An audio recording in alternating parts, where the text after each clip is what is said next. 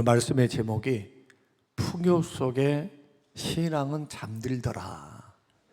그러나 결국 풍요를 주시는 그 이유는 나 혼자 잘 먹고 잘 살거나 또 우리 교회만 잘 되는 것이 아니고 공동체, 하나님이 세우신 무형교회와 유형교회가 있는데 그 지교회들, 그리스도의 몸된 교회로 부름받은 지역교회들과 전 세계를 섬기는 사명자로 일어서는 것, 이것이 주님이 원하시는 그러한 복주심의 목적이라는 것을 다시 한번 우리가 좀 생각해 보면서 우리 교회가 나아가야 할 방향과 그리고 우리 개인이 하나님 앞에 그냥 나 혼자 편안하게 살고 나 혼자 행복하면 되는 거 아닌가 라고 생각하는 안일함들이 결국 우리를 구원하신 목적도 예배에 있는 것처럼 우리를 구원하신 것이 하나님의 찬송을 올려드리는 친백성 삼으시려고 하는 것처럼 우리는 그냥 세상적인 풍요에 안주할 사람들이 아니라는 것, 이것은 결코 우리의 목적지가 될 수 없다는 것, 주님은 그것을 기뻐하시지 않는다는 것, 이것을 생각하면서 공동체를 생각할 줄 알아야 됩니다. 공동체, 내 자신도 중요하죠. 그러나 공동체가 더 중요해요. 공동체 속에서 나를 발견해야 합니다. 이것이 교회를 세우신 목적입니다. 교회 안으로 우리를 부르셨기 때문에 여러분 할 수만 있는 대로 주변에 있는 믿음의 형제들을 세우시기를 주의 이름으로 축원합니다. 할 수만 있으면 기쁨을 전달해주고 복을 나누고 비전을 나누고 기쁨도 평안도 나누어줘야 돼요. 내가 그런 통로가 돼야 된다는 겁니다. 그것을 우리가 사명으로 인식하지 못하면 개인주의가 됩니다. 여러분, 신앙이 개인주의가 되면요 얼마나 고약해지는지 몰라요. 딴 데는 관심이 하나도 없어요. 오직 내가 잘되고 내가 평안하고 내가 기쁘면 돼, 내 가족만요. 이것은 주님이 원하시는 신앙의 모습이 절대로 아닙니다. 구원을 그렇게 하라고 주신 것이 아니기 때문에 우리의 사명은 자꾸 안을 들여다보지 말고 바깥을 향해 나가야 돼요. 교회 안에서만 갇혀 있어서는 안 된다. 교회 바깥으로 나아가서 그곳에서 여러분들이 주님이 주신 풍요, 주님이 주신 여유, 주님이 주신 은혜, 주님이 주신 깨달음, 이런 것들을 자꾸 나누어주는 그러한 사명자로 선다면 그리스도 나라가 세워질 것이고 우리를 통해서 누군가는 은혜를 받고 누군가는 위로를 받고 누군가는 일어설 겁니다. 이러한 사명이 우리 교회의 사명이 되시길 바라고요. 교회가 세워지면은 이제 막 1,000명, 2,000명 그러지 말고 어느 정도 채워지면 개척해서 내보내야 돼요, 교회를. 이제는 개인이 개척하는 시대는 지났습니다. 안 됩니다. 제가 노회장 하고 있지만은 10년, 20년 지나도 자리 못 합니다. 교회가 교회를 개척해야 돼요. 교회가 없는데 또 의장이 막 형성되는 데는 어떻게 개인이 들어가겠습니까? 돈이 없는데. 그러나 교회가 교회를 개척하면 지원해주고 숫자를 떼어주고 장로님들을 파송해서 선교하고 전도하는 교회를 세우는 사명을 주는 거예요. 그렇게 해서 교회에서 파송해주고 세워진다면 건강한 교회로 자라지 않겠습니까? 튼튼한 교회로 자라갈 겁니다. 그러한 은혜를 우리가 반드시 교회 안에만 집중하지 말고 어느 정도 하나님이 주신 복이 분명하다면 이제는 그것을 펼쳐야 돼요. 축복의 통로로서. 이것이 하나님 주신 사명이다 하는 것을 생각해야 됩니다. 교회만 그럴까요? 그렇지 않습니다. 개인도 마찬가지예요. 사람들은 이렇게 생각합니다. 경제적으로 여유가 생기면 더 감사하며 살 수 있을 것 같은 생각을 갖습니다. 삶이 안정되면 신앙생활 더 잘하고 또 문제가 해결되면 더 헌신할 수 있고 그럴 것 같은데 성경은 반대로 말을 합니다. 고난보다 더 위험한 것이 있다면 풍요입니다.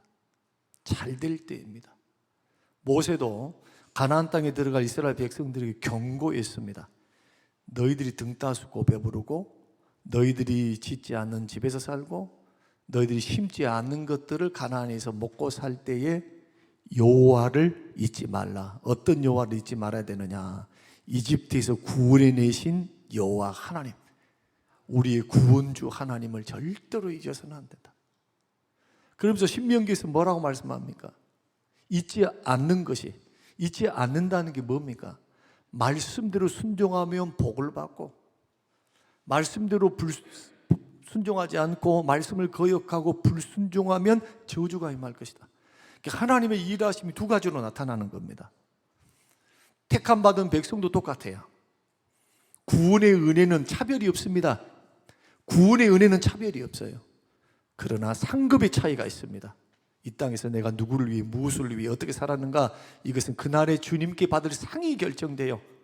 영광이 결정되는 거고, 또 하나는 이 땅에 살 때 복받음이 다릅니다.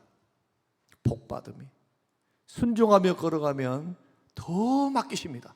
적은 일에 충성하면 나는 이것밖에 없어서 못하겠어요. 묻어두면, 일을 하지 않으면 복받을 것이 없어요. 심고 거두는 법칙이 작용을 합니다. 그런데 적은 일에 충성하면 더 큰 걸 맡겨주십니다. 주는 자가 복이 있습니다. 주라, 그래야 하면 내가 흔들어서 넘치도록 채워주겠다. 그래서 일정 부분 하나님이 물질을 맡기셨다면 책임이 발생하는 겁니다. 그 책임이 뭐냐?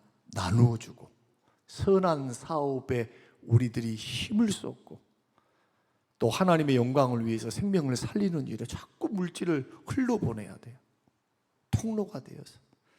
저는 그런 교회가 우리 광주 성림교회가 되시기를 바라고, 여러분 개인들이 또 사업하시는 분들이 꼭 되시기를 주의 이름으로 축원합니다. 배고플 때는 하나님을 찾아요. 배부르면 잊어버리기가 쉽습니다. 하나님을. 광야를 만나면 기도해요. 기도해요. 그러나 가나안에 들어가면 등 따스고 배부르면 눕고 싶고 엎어지고 싶고, 그리고 영원히 자고 싶고, 손가락 하나 까딱하기 싫은 것이 우리의 인생이더라 하는 겁니다. 신명기 8장 12절 14절, 내가 먹어서 배부르고 아름다운 집을 짓고 거주하며, 그러면서요 하나님을 잊어버리는 것을 뭐에 연결시키냐? 내 마음이 교만하여 내 하나님 여호와를 잊어버릴까 하노라. 지금 이것을 주신 분이 하나님인데, 이 부여를 주시고 가나안의 축복을 주시는 것이 하나님이신데, 하나님을 잊어버린 것이 교만이에요. 내 힘으로 살겠다는 거잖아요. 이게 이것을 내가 이루는 것처럼 착각하는 겁니다. 그러니까 내가 막 목에 힘을 주고 막 그렇게 안 한다 해가지고 교만이 아니고, 하나님을 잊고 사는 것.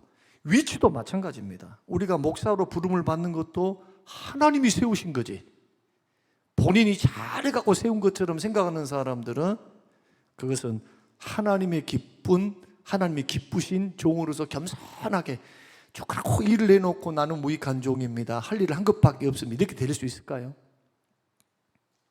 장로님들도 마찬가지예요. 완벽하기 때문에 장로 세운 거 아닙니다. 털자면은 안 될 요건들도 많아요. 그러나 하나님께서 세우시는 그 목적은, 그리고 세우심은 언제나 택하신 하나님의 은혜, 충성되이 여기시고, 하나님은 우리에게 기회를 주신 것이기 때문에, 우리는 우리가 서 있는 위치가 됐든, 또 우리가 드리는 어떤 사업이 됐든 가정이 됐든, 그것을 주님이 주신 은혜로 받지 않으면 언제든지 여호와를 잊어버릴 수 있습니다. 나도 모르는 사이에 주인 대신 주님이 떡하니 있는데 내가 그 역할을 감당하고 있는 자기를 보게 돼요. 만약에 그것을 자기가 깨달으면 그럴 수 있을까요? 못합니다. 그래서 깨닫는 것이 은혜인 줄로 믿으시기 바랍니다. 깨닫는 것이 은혜예요. 성령님께서는 부지런히 말씀 보내십니다.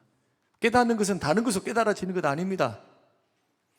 기록된 주의 말씀을 성령님이 사용하세요. 그것을 통해서 우리 영혼이 일깨우는 거예요. 도전 주시고.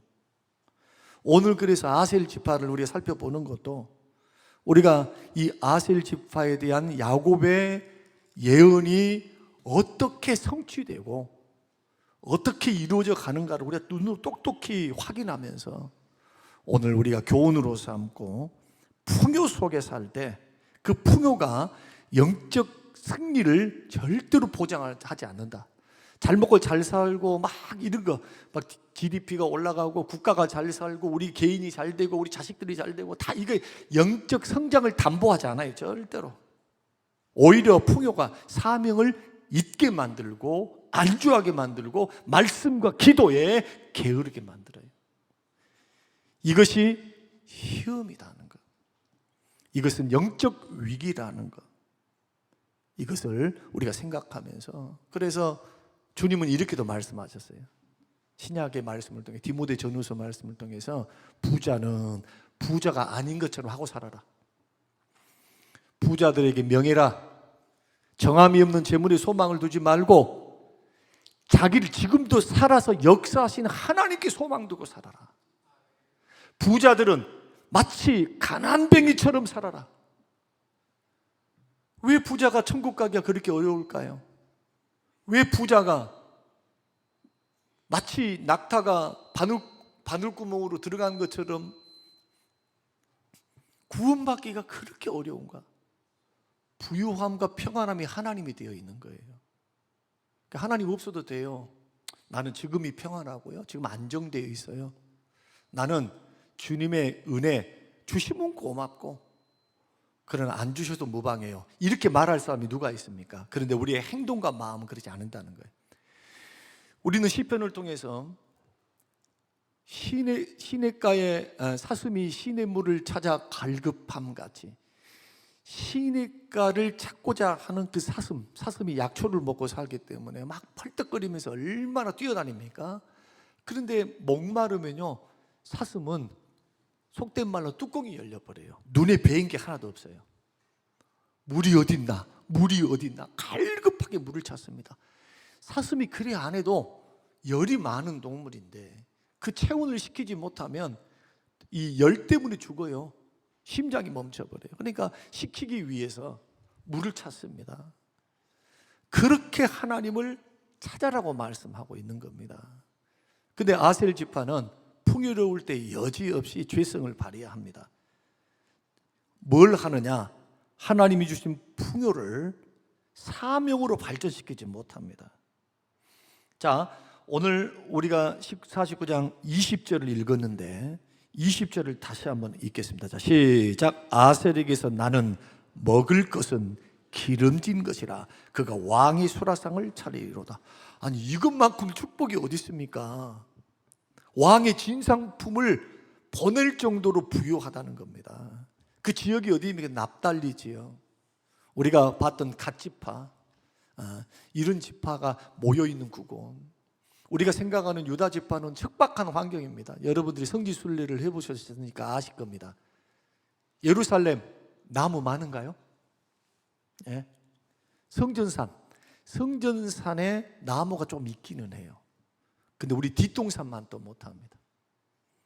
성전산, 감남산. 성전산은 나무도 없어요. 나무도 없어. 고지대에 있거든요. 지대가 높아요.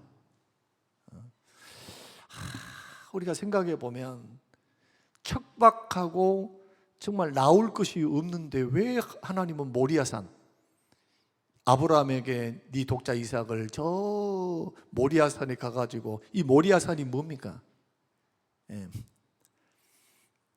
성경에 보면은 다윗이 하나님 앞에 범죄하고 난 후에 인구조사를 하는 그것 때문에 하나님 앞에 범죄해서 연병이 3일 동안 막 전국적으로 일어나니까 수만 명이 죽죠. 그때 하나님께서 다윗이 하나님 앞에 막 회개하니까 하나님께서 뭘 하라고 말씀합니까? 예배 드리라 하거든요. 번제, 네 속죄제 드려 하나님 앞에. 그래서 이름을 제가 잠깐 생각이 안 나는데 이 타작 마당에서 마당을 사가지고 값을 지불하고 사가지고 거기서 번제를 드리는데 거기가 성전터예요. 거기가 모리아산은 골고다 언덕입니다. 우리가 이러한 구약과 신약의 넘나드는 성전이 세워지고, 그리고 예수님이 모리아산 그 바위, 골고다 바위에서 돌아가신 이 모든 것들은 우연히 일어난 것이 아니죠. 우연히 척박한 환경에서 믿음이 꽃을 피웠다. 그러면 모두가 다 가난하다는 말은 아닙니다. 중요한 것은 하나님이 나에게 풍요를 주셨고, 하나님 나에게 안정을 주셨고, 물질을 주셨고, 하나님이 기회를 주셨다면 그 기회를 주를 위해서, 공동체를 위해서 여러분 쓰시겠다고 저와 여러분들이 결단해야 된다는 겁니다. 나 혼자만 신앙생활 잘 지킨다. 아니요. 축복의 통로가 되라고 우리에게 불러주신 겁니다. 왕이 수라상을 차린다. 이것은 진상품이죠. 진상하라. 이것을 조금 확대 적용하면 네 그냥 잘 먹고 잘 살아서 너 복 받았다 이러지 말고 나누고 베풀고 섬겨서 복의 통로가 되라. 그래서 복 받는 것이 목적이 아니라는 겁니다. 복의 통로가 되는 것이 목적이지. 이렇게 하나님이 재정 맡기시고 시간 맡기시고 건강 맡기시고 직장을 맡기시고 재능을 맡길 때 중요한 것은 네가 얼마나 많이 가졌냐? 그거 안 보겠다는 겁니다. 그 성경이 말하는 복은 받는 것이 아닙니다. 주는 자가 복이 있다 함과 같으니라. 받는 자마다도 주는 자가 복이 있느니라. 우리 주 예수님이 말씀하셨어요. 그리고 그대로 사도행전에 보면은 그것을 제자들이 인용하면서 섬기고 삽니다. 섬기면서 예루살렘 교회가 기근이 들었을 때 이 지역 헬라에 있었던 교회들, 세웠던 교회들이 헌금을 보내죠. 물질을 보내서, 구제 헌금을 보내서 그 어려움 중에 그들이 생명을 연장할 수 있도록 그들이 쓰임을 받습니다. 바울은 그것을 위해서 힘씁니다. 고린도 교회도 부탁을 하고 다메섹 그 소아시아 교회, 그 다음에 유럽에 있는 교회들에게 다 봐라, 우리 모교 예루살렘 교회가 저렇게 대기근 가운데 우리 믿음의 형제들이 아파 있으니, 힘들어 있으니 우리들이 헌금하자 해서 그 구차한 중에서도 마게도냐 교회 같은 경우는 구차한 중에 헌금을 해서 교회 정도 섬기면서도 구제 헌금을 보냈던 것을 보게 됩니다. 그러므로 우리는 청지기 의식을 가지고 주님이 주신 은혜가 있다면, 조그만 것이 있다면 일단 누리십시오. 하나님이 주신 거 누리는 것도 그 지혜입니다. 은혜입니다.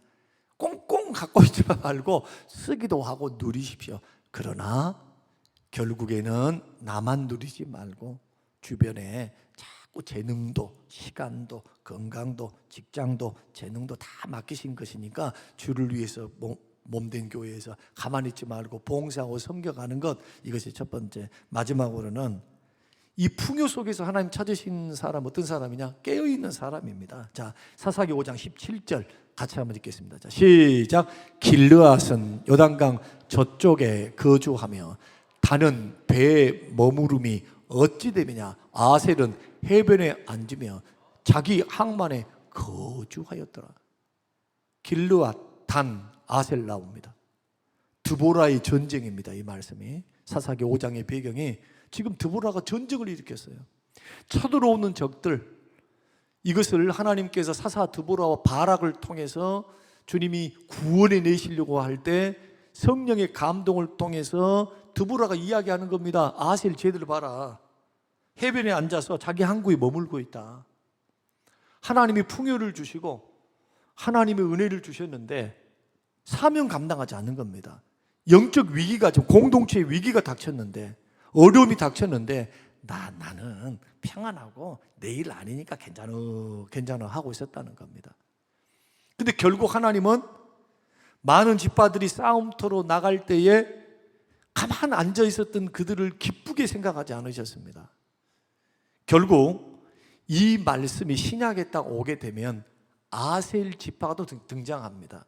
그 사람이 누구냐 하면은 바누아의 딸이었던 안나입니다.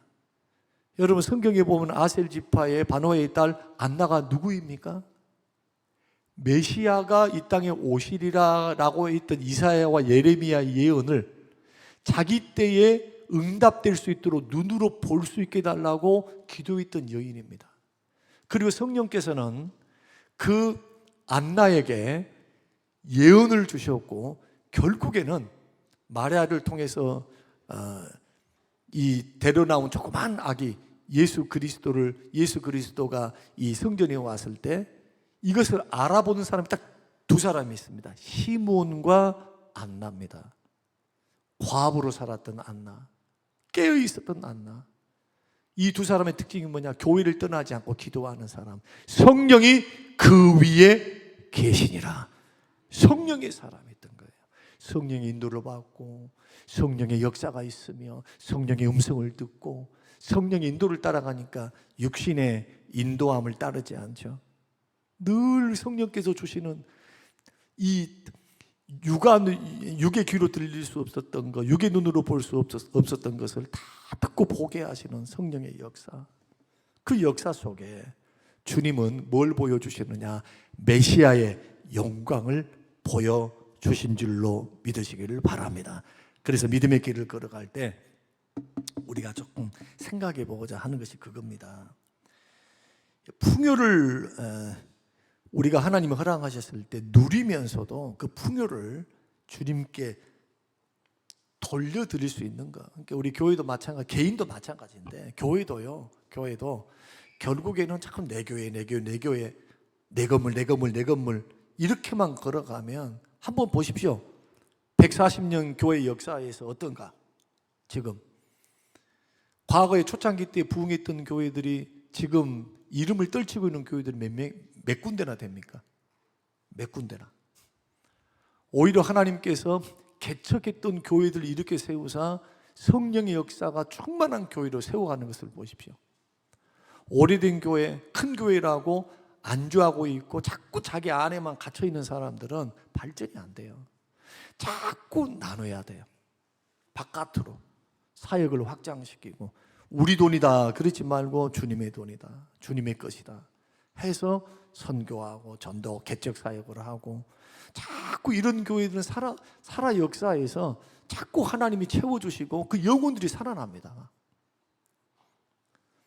그래서 오늘 기도 제목으로 삼으려고 한 두 가지인데 하나님께서 우리에게 주신 축복을 다시 한번 점검해 보자는 겁니다.